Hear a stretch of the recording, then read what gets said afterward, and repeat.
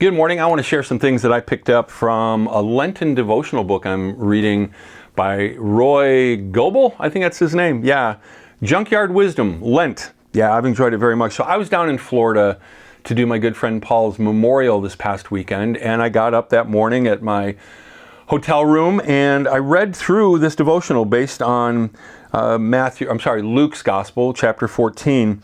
And Jesus gets invited to a dinner by the Pharisees, which is kind of unusual. But then things get kind of dicey. They really do, because there's a guy there that really could use a healing. And so Jesus wants to heal him, but it's Sabbath. And so things are not going along swimmingly, as our British friends would say.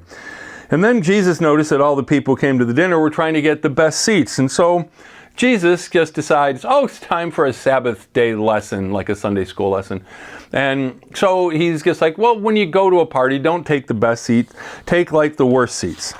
Okay, thanks for sharing, Jesus. I'm sure that's what they were saying. And then Jesus doubles down with a second story.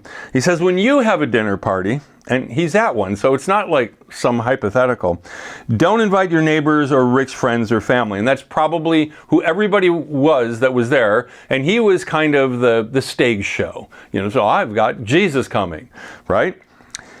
All you'll get in return is an equal dinner as repayment. Instead, Jesus continues, invite the poor, the crippled, the lame, and the blind, and then you'll have reward in heaven. Wow.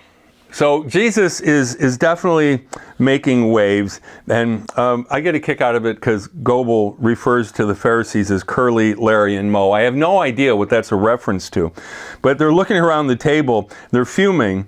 It's as if Jesus is saying, thanks for the invite, but next time invite people I love spending time with. Well, we'll talk a little bit more about that. But I read this devotional, and then verily, verily, I get in the car, and it's actually my buddy Paul's car that his wife loaned to me while I was down there. And Paul and I are very different on a couple things. He was always on time, not so much. And his car was immaculate. Mine is just the opposite. So I went to Taco Bell, and they have a breakfast quesadilla.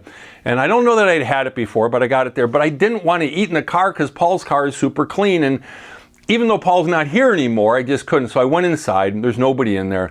I sit down, I'm eating, and on the far side of the dining room, I always get a kick out of it when fast food places say, are you eating in the dining room? I'm like, yeah, where is it? It's like, oh, you mean this area? Sure. So I'm eating, and then across the way, I see all of a sudden there's one guy there. Very tan, good-looking guy, probably 10 years younger than me, nice haircut. And the next thing I know, he's about 7 or 8 feet away from me over here, and that's when I realize he's likely indigent. And I've just read a devotional that challenged me to invite someone to dinner that I wouldn't normally invite. Could you be more obvious, Jesus? So before I could ask him, he kind of said, can I get him a cup of coffee? And I said, hey, whatever you want. The saddest part was it probably took 5 minutes of us conversing and looking at the menu for him to finally make his decision, just because it was that difficult for him.